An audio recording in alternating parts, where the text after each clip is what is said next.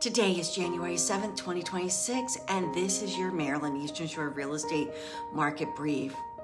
I'm Sandra Bradley with the GB Casa team at Keller Williams Select Realtors, and my role is to help you understand what the data means, not hear the headlines. So let's walk through what's happening nationally across Maryland and right here on Maryland's Eastern Shore. And most importantly, what it means for buyers and sellers making real decisions this year. The national real estate news you need to know.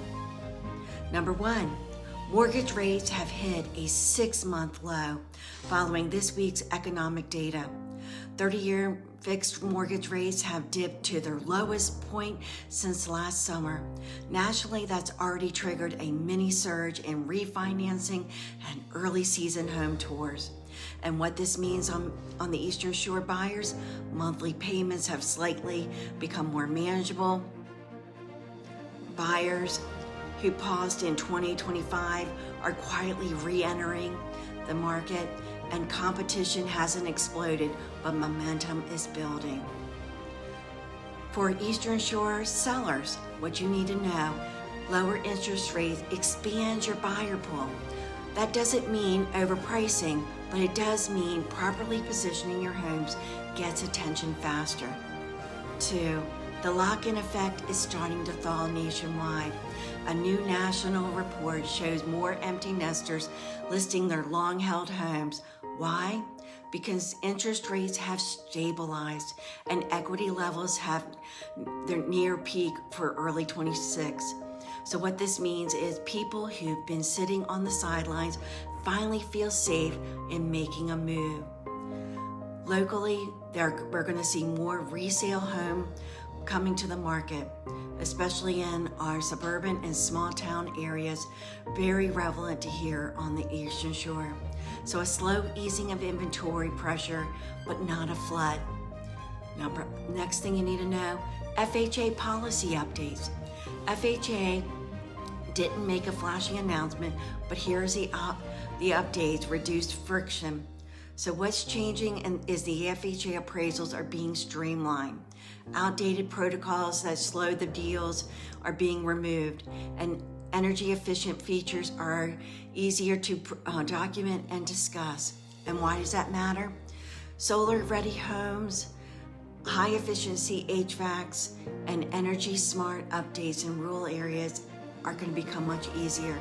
These features are now easier to finance, especially for the first time and FHA home buyers. So you might be asking, what is a solar ready home? Solar ready doesn't mean that you already have solar panels on your roof or around your house. It just means that solar is possible without a major construction. So that means your roof layout is designed for panels. The conduit has already been run to the electric panel, and your electric panels are sized for these future solar panels, and your roof engineering can hold the weight of a panel. Your wall space reserved for an inverter or a battery is possible. Just think of this as plug and play later, not tear the house apart. The upgrades lower operating costs, and now isn't easier to finance. Efficiency helps, but value still depends on comps, documentation, and not wishful thinking, which is what appraisers were asking for. In the state of Maryland inventory has hit a 3-year high. Statewide data shows buyers now have about 20% more options than they did this time last year. So for home buyers, this is the most choice you've had in years without losing competitiveness. And for sellers, that means buyers are comparing homes that are priced and prepared correctly, still move. Homes that aren't, they're going to be waiting on the market. Missing the middle housing, what Annapolis is trying to do. Annapolis is looking at the missing the middle housing type has been stopped. What counts is that missing middle is duplexes, triplexes, townhomes, cottage clusters, and small multifamily 4 to 8 units, ADUs. So what are Maryland legislators doing? They're looking for more attainable housing for middle income workers, homes closer to jobs and transit, less reliance on luxury-only developments, and more zoning flexibilities. So what the ideas are that our Maryland legislators throwing around? Allowing more housing types near transit corridors, reducing parking minimums where transit exists, incentives for townhouses and duplexes, encouraging mixed-use development. And how does this work on the Eastern Shore? This is not going to change overnight over here, but in the future, zoning, pricing balances, and community growth is it. First home grants are out, have been replenished. So when Marylanders think of balances of grants, what they're thinking is Maryland Mortgage Program. And most assistance is a down payment helped paired with this Maryland Mortgage Program first-time home buyers assistance. So what this does is stable back program, not just giveaways. Funds do not run out. Funds do run out as demand increases, which is spring, summer.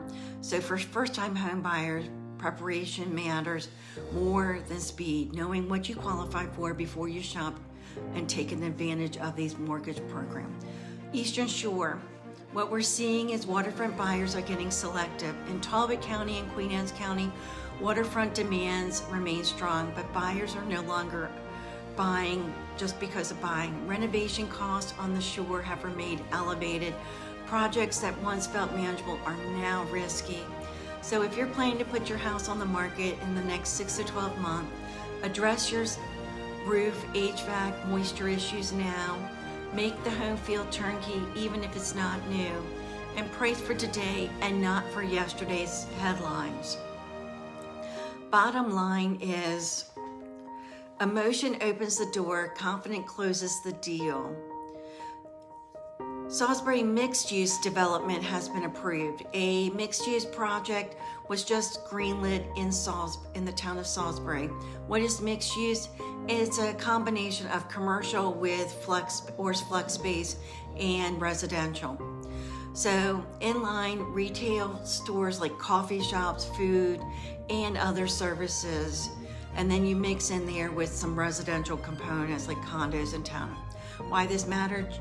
Job growth, more daily activity downtown, increased housing demand nearby, stronger tax base for the future. Just to be clear, this is like 18 to 36 months down the road, so it's not a quick thing.